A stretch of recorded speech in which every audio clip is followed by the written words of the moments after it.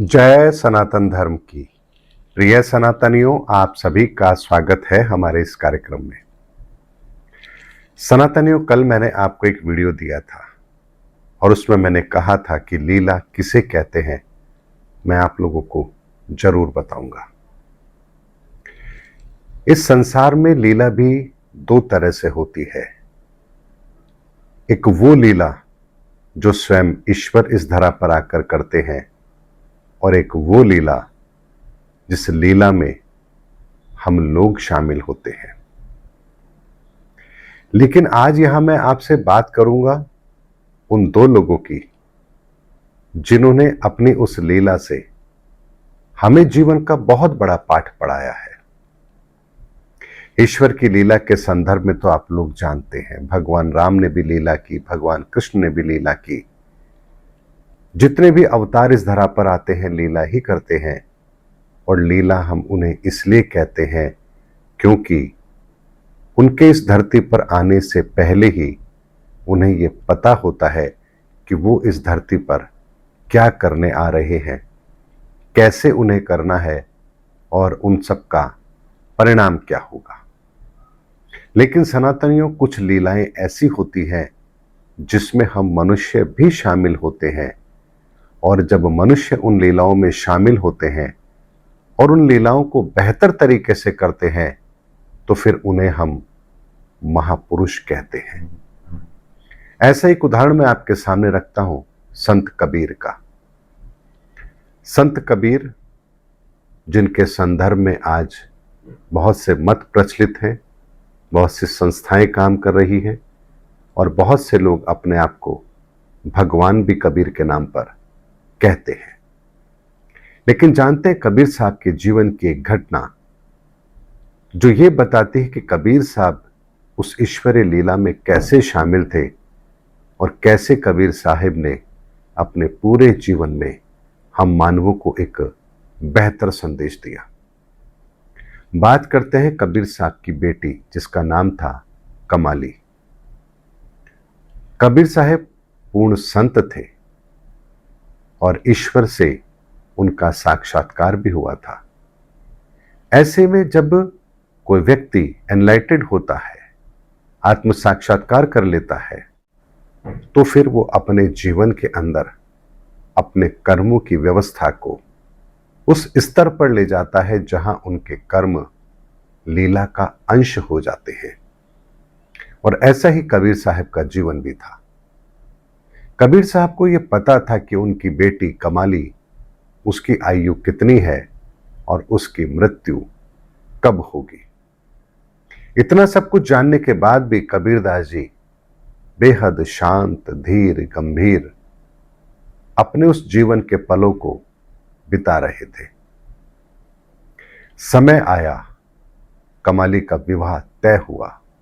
अब इस बात से सब अनजान है कि आखिर भविष्य में क्या होने वाला है, लेकिन कबीर साहब को यह पता था कि भविष्य में क्या होने वाला है।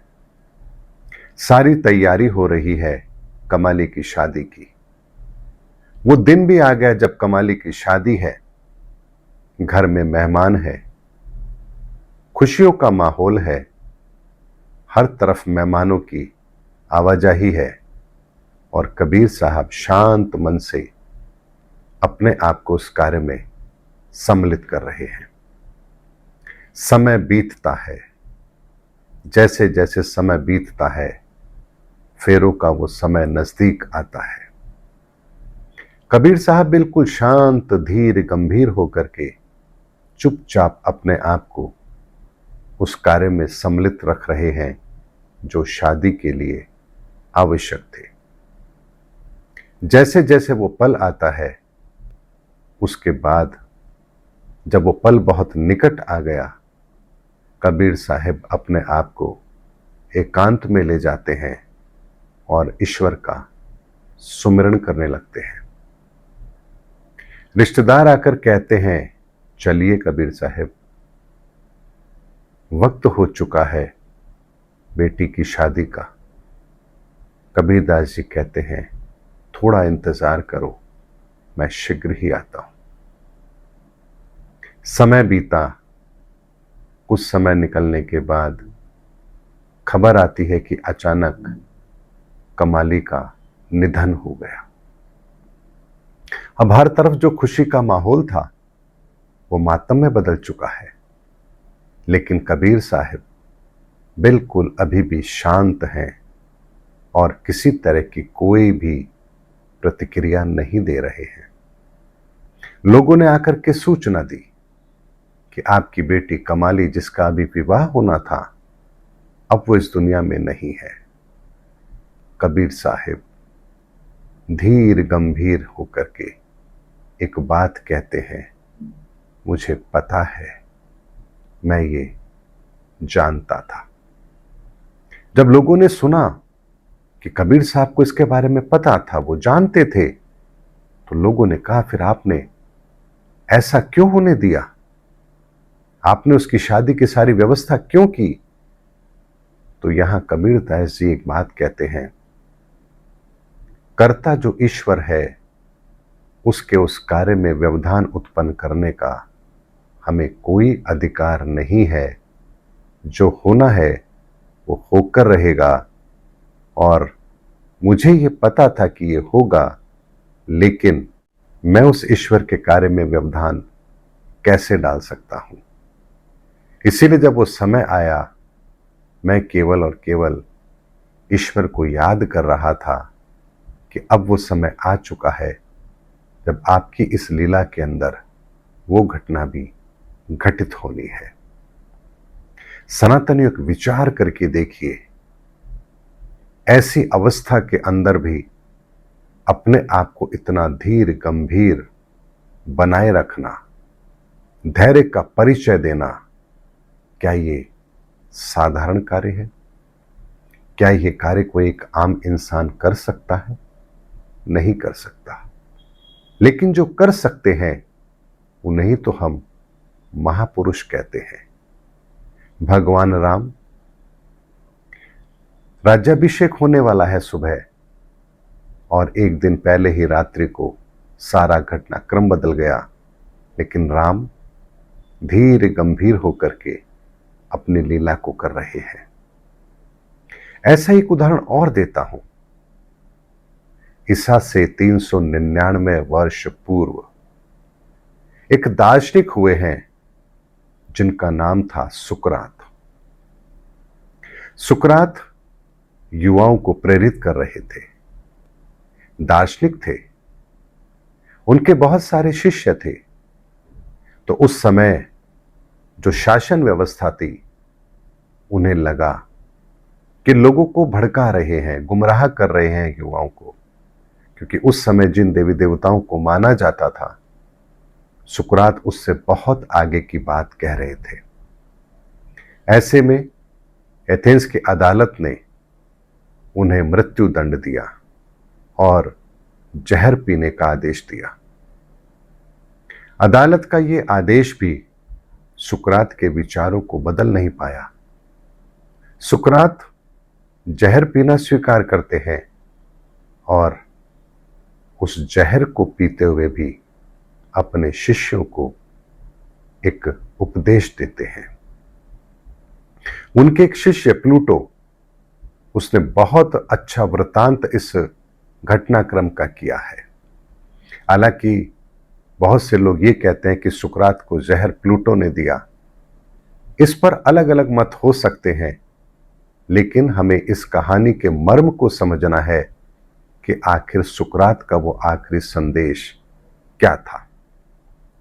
सुकरात को जहर दिया गया, सुकरात जहर पी रहे हैं और पीते हुए अपने शिष्यों को कहते हैं कि मेरी मौत को देखना चाहते हो, मेरी मौत को देखना चाहते हो कि मौत मुझे डराती है या नहीं डराती है, मुझे मेरे इरादों से विचलित करती है या नहीं करती है, यही देखना चाहते हो तो आओ आज मैं तुम्हें इस मौत को भी दृष्टांत के रूप में तुम्हारे सामने रखता हूं।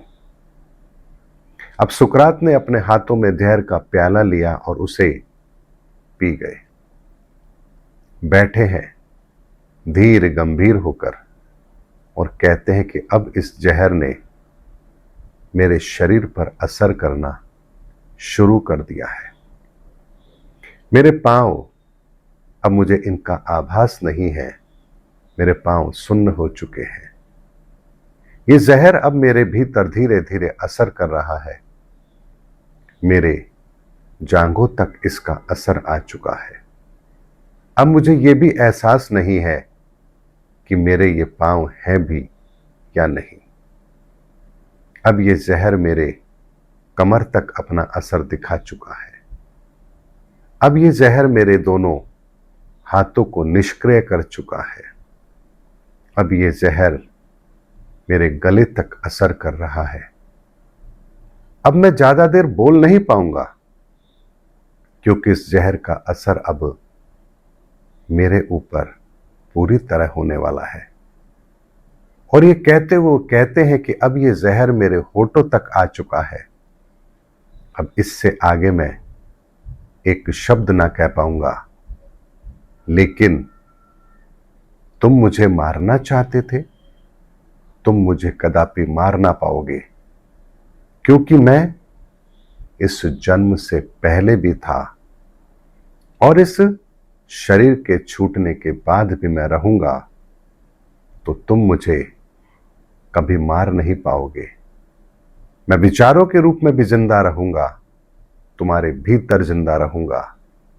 और ये कहते हुए उन्होंने अपने अंतिम शब्दों को पूरी तरह से विराम दे दिया।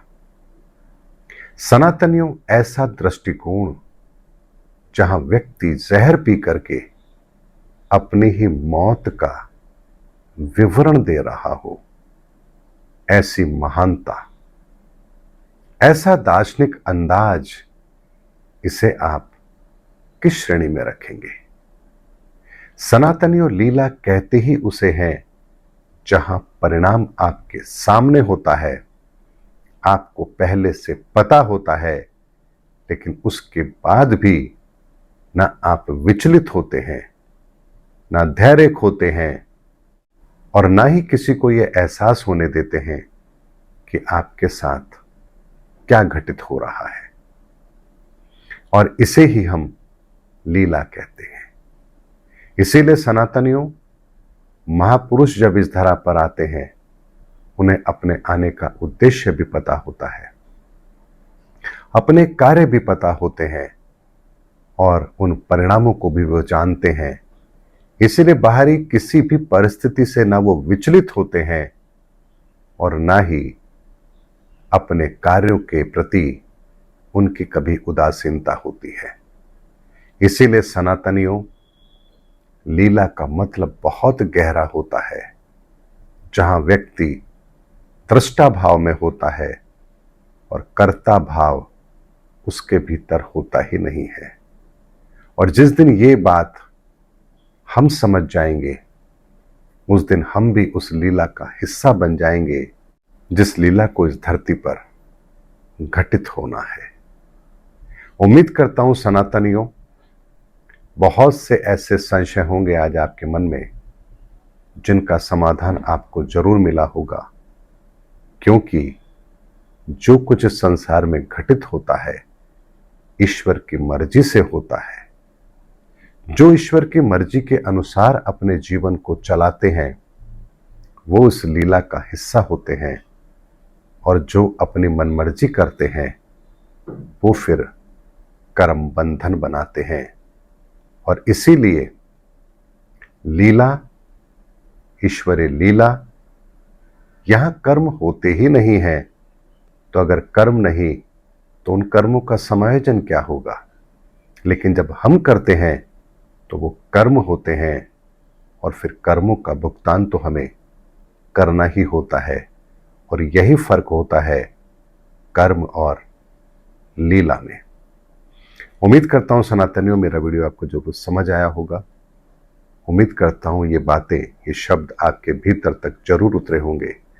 मिलेंगे अगले वीडियो के अंदर, तब तक के लिए आप सभी को जय सनातन धर्म की, जय धर्मयुग की, जय सनातन विश्व।